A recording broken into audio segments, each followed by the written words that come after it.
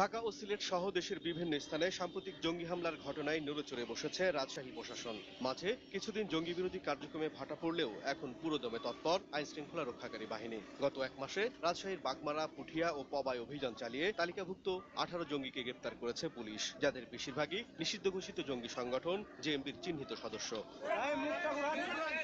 Police জানিয়েছে রহিদুল, লুৎফর, আবুল হোসেন, মান্নান ও সাত্তার সহ গ্রেপ্তারকৃতদের অধিকাংশই জেএমবির শীর্ষ নেতা বাংলাভাইয়ের সাথে বিভিন্ন অপারেশনে অংশ নিয়েছিল। সে সময় তাদের বিরুদ্ধে হত্যা, গুম ও নির্যাতন সহ নাশকতার অভিযোগে একাধিক মামলা হয়। পরবর্তীতে কেউ জামিনে, কেউ আইনের ফাঁক করে মামলা থেকে অব্যাহতি পায়। তবে সম্প্রতি তারা নিজ এলাকায় ফিরে নাশকতার উদ্দেশ্যে সংগঠিত হচ্ছিল। আমরা আশা করি যে তারা এখানকার কিছু করার সাহস হয়তো পাবে না।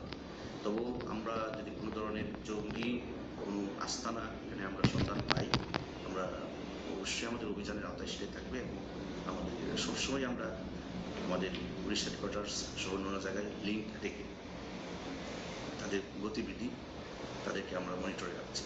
পুলিশের দাবি, অব্যাহত অভিযানের মুখে কোণঠাসা হয়ে রাজশাহী তথা উত্তরাঞ্চল ছেড়ে জঙ্গিরা দেশের পূর্বাঞ্চলে আস্তানা গেড়ে থাকতে পারে। তারপরও রাজশাহী অঞ্চলে জঙ্গি হামলার আশঙ্কা উড়িয়ে দিচ্ছেন না প্রশাসনের কর্মকর্তারা। জঙ্গি তৎপরতা রোধে নানা পদক্ষেপ নিয়েছে নগর পুলিশ, চলছে নিয়মিত অভিযান।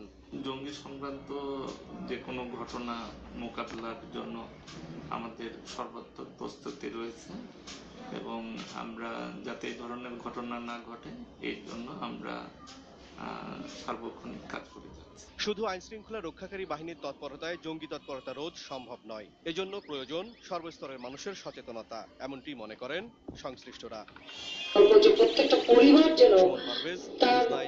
ঢাকা। বাংলাদেশ শ্রীলঙ্কা টি-20 সিরিজ প্রসঙ্গ। মাশরাফির বিদায়কে স্মরণীয়